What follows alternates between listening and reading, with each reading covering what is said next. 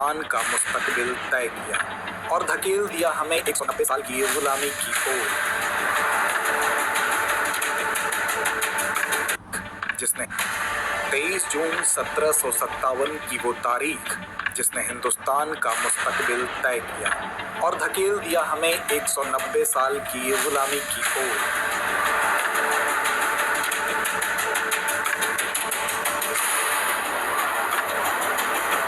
आज से ठीक 267 साल पहले लड़े गए इस युद्ध के नतीजों ने रखी देश में गुलामी की नींव।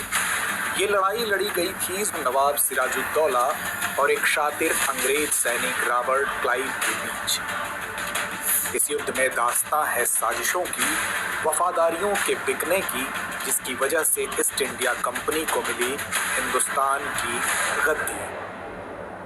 नमस्कार साथियों, स्वागत है आप सभी का दृष्टि आईएएस के कार्यक्रम आज़ादी के अगले भाग में, जहां हम रूबरू होंगे कि कैसे प्लासी में हुए युद्ध ने जमीन तैयार की अंग्रेजी हुकूमत की और उसके बाद कैसे बदले देश के हालात। साल 1707 मुगल शासक औरंगजेब की मृत्यु के साथ ही सल्तनत की दीवारें चटकने लगी थीं और शाही दरबार का रुतबा भी धीरे धीरे समाप्त हो रहा था। ऐसे में सल्तनत कई प्रांत और सूबों में बंटती गई और कई सूबेदार अब अपना राज बना रहे थे। लेकिन जहां एक तरफ देश में एक छत्र राज खत्म हो रहा था, तो दूसरी तरफ ईस्ट इंडिया कंपनी अपने पैर पसार रही थी। ईस्ट इंडिया कंपनी हिंदुस्तान में प्रांतीय शासक और अपने प्रतिस्पर्धी शक्तियों से लड़ रही थी।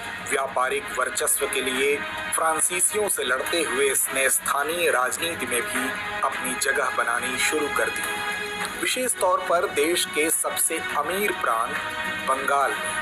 अब बंगाल में घुसकर अपने अनुसार काम करना आसान नहीं था, क्योंकि सिराजुद्दौला के साथ चल रहे कंपनी के विवाद ने युद्ध का रूप ले लिया और व्यापार करने की नीयत से आई कंपनी युद्ध के मैदान में कूद पड़ी और उसे साथ मिला नवाब के प्रधान सेनापति मीर जाफर का। मौजूदा समय के पश्चिम बंगाल के मुर्शिदाबाद से लगभग 20 मील दक्षिण की ओर और कोलकाता से तकरीबन 100 मील दूर पलाश का एक जंगल हुआ करता था।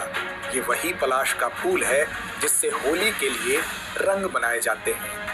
लेकिन 23 जून 1757 को इस जंगल में खून की होली खेली गई। नवाब के खेमे में थे लगभग 50,000 सैनिक और साथ ही इनके पास 50 तोपें भी थीं। वहीं इस जंग में फ्रांस के 50 बंदूकधारी और तोपची भी सिराजुद्दौला का साथ दे रहे थे। उधर अंग्रेजी खेमे की बात करें तो उसमें शामिल थे लेफ्टिनेंट कर्नल रॉबर्ट क्लाइव, जिनके पास उस समय कुल 3 से 4,000 सैनिक ही थे। क्लाइव के पास तोप के नाम पर 12 तोपें ही थीं। बहरहाल युद्ध की शुरुआत होती है, लेकिन कम सैनिक होने के बावजूद अंग्रेज बाजी मार लेते हैं और कारण होता है मीर जाफर, और इस जीत के बदले मीर जाफर को मिली बंगाल की गद्दी। लेकिन वह एक कठपुतली शासक से ज्यादा कुछ नहीं था। उसे अंग्रेजों के साथ की गई संधियों के जरिए बंगाल का नियंत्रण छोड़ने के लिए मजबूर होना पड़ा। सिराज की हार का मतलब यह भी था कि बंगाल में अब फ्रांसीसी ताकत नहीं रह गई। प्लासी में जीत के बाद अंग्रेजी कंपनी ने व्यापार के साथ राजनीति में भी प्रवेश कर लिया था और रॉबर्ट क्लाइव को बंगाल का गवर्नर नियुक्त किया गया। बहरहाल मीर जाफर के बाद बंगाल की कमान संभाली मीर कासिम ने। मीर कासिम मीर जाफर की तरह एक कठपुतली शासक नहीं थे। उन्होंने अवध के नवाब और मुगल सम्राट शाह आलम द्वितीय की संयुक्त सेना के साथ अंग्रेजों के खिलाफ लड़ाई लड़ी। 22 अक्टूबर 1764 में बक्सर के आसपास हेक्टर मुनरो के नेतृत्व में ईस्ट इंडिया कंपनी और बंगाल के नवाब मीर कासिम के नेतृत्व में यह लड़ाई लड़ी गई। लेकिन युद्ध में अंग्रेजों की जीत हुई और इसके परिणाम में पश्चिम बंगाल, बिहार, उड़ीसा की दीवानी और राजस्व अधिकार अंग्रेजों के हाथों में चला गया।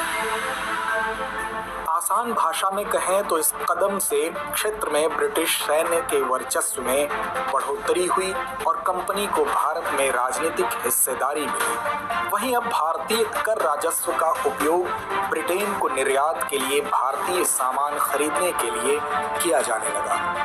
कंपनी ने करों को इकट्ठा करने और अपने क्षेत्रों की निगरानी करने के लिए एक विशाल नागरिक और सैन्य प्रशासन बनाया।